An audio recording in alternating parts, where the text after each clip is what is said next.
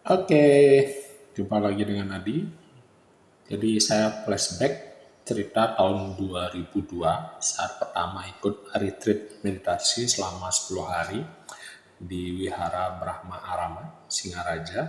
Jadi waktu itu dibimbing oleh Bante Tita Ketuku Mahatera.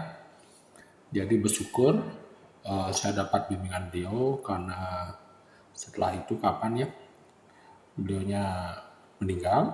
Jadi saya bersyukur dan juga sangat berterima kasih karena beliau memang menginspirasi saya dan banyak yang kami dapatkan di sana. Jadi selama 10 hari itu adalah retreat yang pertama memang sama sekali tidak boleh ngobrol, tidak boleh berbicara, tidak memakai HP karena waktu itu memang peraturannya ketat sekali. Jadi makannya hanya 2 kali sehari, kemudian tidur di bawah, tidak boleh tempat tidur yang nyaman, artinya hanya dengan kasur tipis, kemudian sepanjang hari kita melakukan namanya meditasi. Nah dari sana dengan pendekatan yang sederhana, dengan cara yang sederhana, kita betul-betul berhadapan dengan kegelapan.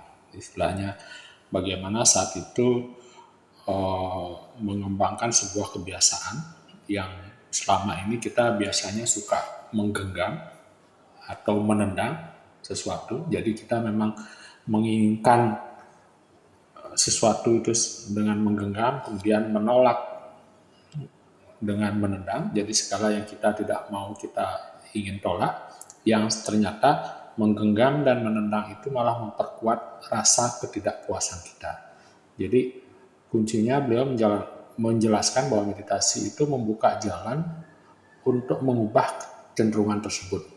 Jadi kita bisa menghadapi situasi yang menantang dengan mengembangkan keterampilan yang penting yaitu rasa syukur, kasih sayang, dan juga pengampunan. Jadi ini proses yang saya alami. Jadi ini sangat mendukung saat itu di masa-masa sulit, di mana saat meditasi itu beliau bilang bahwa selama 3 hari Anda akan berada di neraka. Artinya semua jenis penolakan, resistensi yang pernah saya lakukan itu muncul semua.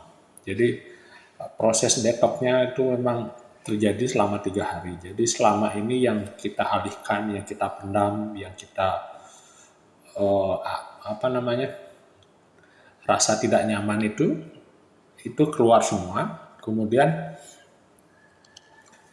ini ternyata adalah proses yang sebenarnya dari meditasi bahwa kita bagaimana melakukan namanya transformasi. Jadi ini mungkin agak berlawanan dengan pendekatan yang lain, tapi kalau kita bisa bertahan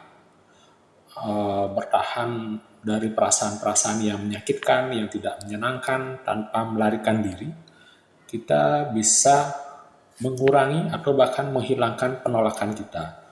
Dan kita bisa mengalami bahwa kesulitan-kesulitan itu bisa berubah karena kenapa?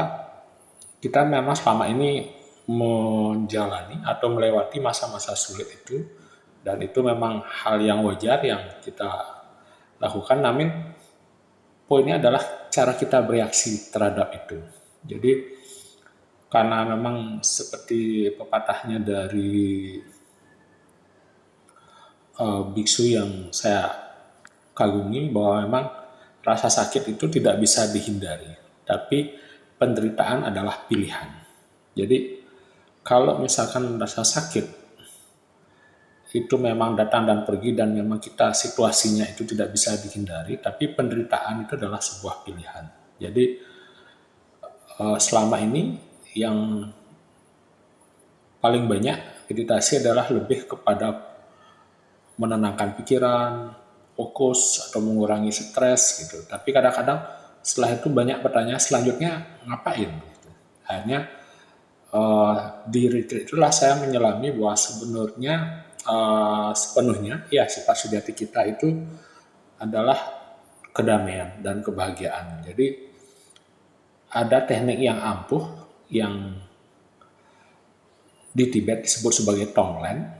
Nah, itu bagaimana kita bisa menggunakan rasa sakit atau penderitaan ini untuk memperdalam latihan meditasi kita sehingga itu bisa membangkitkan welas asih, menumbuhkan kebijaksanaan. Jadi dua sayap yang penting sekali untuk mengawal kita dalam melakukan namanya meditasi.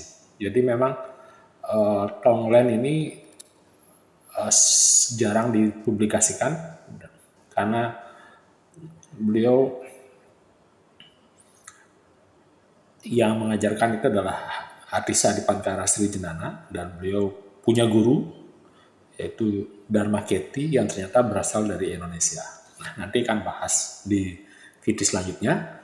Jadi tujuannya adalah bagaimana memahami tema tentang nomad no lotus. Artinya kalau tidak ada lumpur, tidak ada bunga teratai yang indah. Jadi kalau tidak ada kegelapan, tidak ada penderitaan, tidak ada hal-hal yang menyakitkan, tidak akan ada muncul sinar, tidak ada muncul namanya keindahan, tidak ada muncul namanya kesuksesan dan sebagainya. Ya kita anggap itu sebagai bunga lotus yang baik. Jadi konsepnya adalah seperti itu. Jadi the lotus in the mud, istilahnya bunga teratai yang di dalam lumpur, itu adalah istilah yang sangat bagus sekali. Kenapa? Karena itu membawa kita ke pemahaman yang lebih dalam bahwa ternyata penderitaan itu sangat efektif untuk membantu kita memahami diri kita sendiri, membantu kita untuk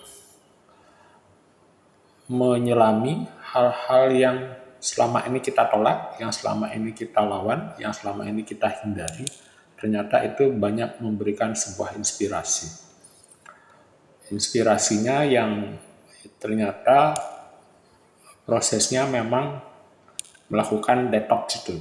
Jadi saya ringkas menjadi ADHI, Awareness, Detox, Healing, Integrasi. Jadi bagaimana perhatian kita, bagaimana proses pembersihan kita, kemudian bagaimana penyembuhan itu adalah menjadi satu kesatuan. Itu yang saya dapatkan selama 10 hari. Jadi selama 3 hari dibilang jadi seperti neraka, itulah proses bagaimana saya mengamati, kemudian memeluk penderitaan, rasa yang menyakitkan itu, dan itu tidak ada tempat tanda petik untuk melarikan diri, jadi saya harus berhadapan langsung dan memang sangat tidak menyenangkan. Yang biasanya setiap ada perasaan yang tidak nyaman itu kita alihkan dengan sesuatu yang lain, misalkan nonton TV, main HP, apapun itu yang kita coba dengan distraksi, tapi dengan kita menghadapi langsung ternyata itu ada rasa kepuasan tersendiri bahwa ternyata sesuatu yang kita tekan itu semakin kuat, begitu kita lepaskan, itu akan menjadi sebuah lotus yang berkembang di dalam diri kita. Oke, terima kasih. Salam bahagia.